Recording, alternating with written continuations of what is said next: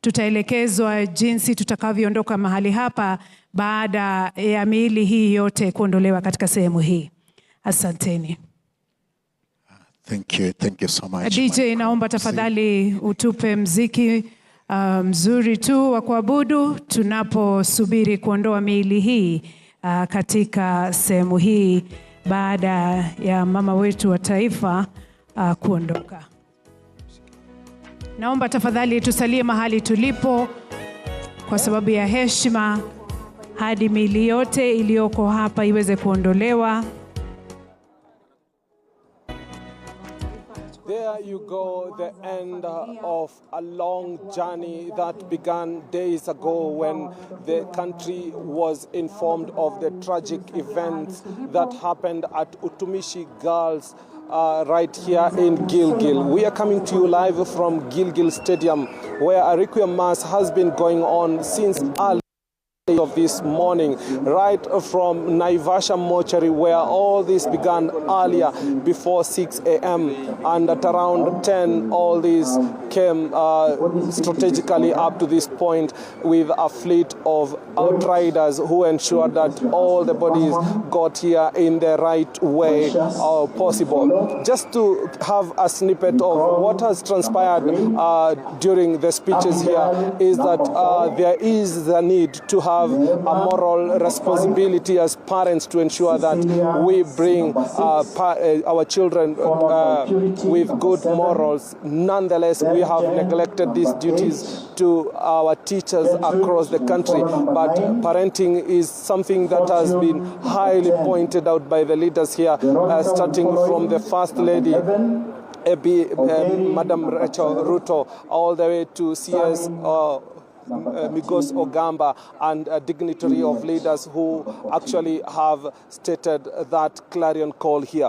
And just to have a snippet of the events that unfolded, these tragic events that have befallen this country since 1990. We had St. Kizito, where 19 girls actually died, and that was over 3 decades ago. 1997, we had Bombolulu girls with 26 fatalities. Subsequently, in 1999, we also had 4 boys from Nyeri High School.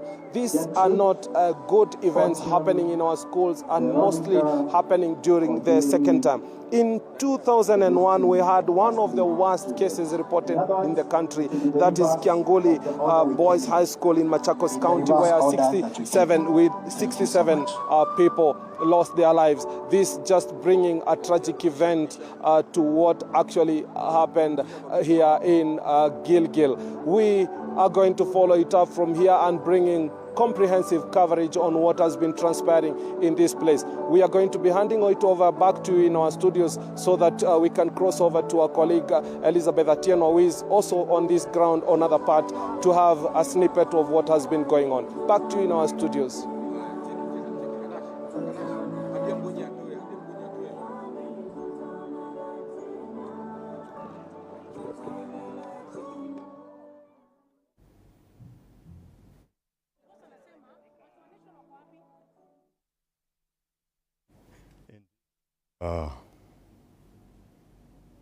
Indeed, it was a very difficult day for families, friends, classmates, and teachers as they gathered not only to mourn, but also to celebrate young lives that touched so many people in different ways. Across the country, messages of comfort and solidarity continue to pour in, reflecting a nation standing with those affected by the tragedy. While no words can fully ease the pain of such a loss, moments like this remind us of the strength found in community, faith, and togetherness. We're now joined by our reporter, Elizabeth Atieno, to give us those are live pictures coming to you from Naivasha, where the requiem mass for the 15 girls who died in the tragic fire at Utumishi Girls Academy was taking place. As the service continues this afternoon, our thoughts remained with the families and everyone whose lives have been impacted. And for many gathered there today, it was a time to remember, to reflect, and support one another through an incredibly difficult time. And beyond the venue, many Kenyans also are following the proceedings in solidarity with the affected families and school community. I'm told now our reporter Elizabeth Atieno is ready to give us an update on what is... Elizabeth, if you can hear me, how is the mood on the ground in Gilgil, Naivasha? Elizabeth?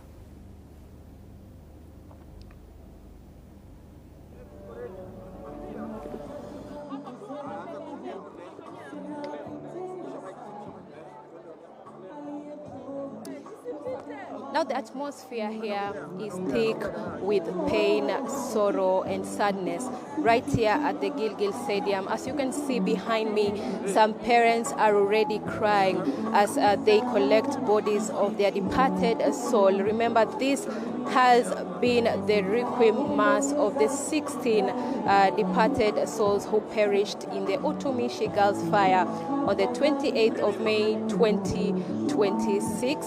So a lot has been happening. We had a number of presentations that carried the heavy message of grief. We had one presentation from a grade 10 student from Utumishi Girls High School who just recited a poem trying to relive that tragic night, that horrific night of 28th May 2026, saying that they were all trying to fight for their lives, but the fire was spreading fast, hence many of their colleagues who perished in that particular fire. Many leaders have called for accountability and justice.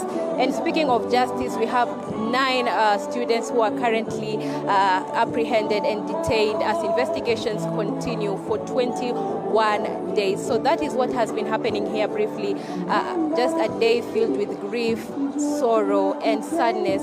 And from TV47, we'd like to say, may the soul of the 16 students who perished in the Utumishi Girls Fire rest in eternal peace. Back to you in studio. Thank you. Thank you very much, Elizabeth Atieno, for that report. Indeed, in moments such as this, we are reminded of the value of every life and the bonds that connect us as a community. And today we honor the 16 young girls whose lives touched many and whose memories remain with us.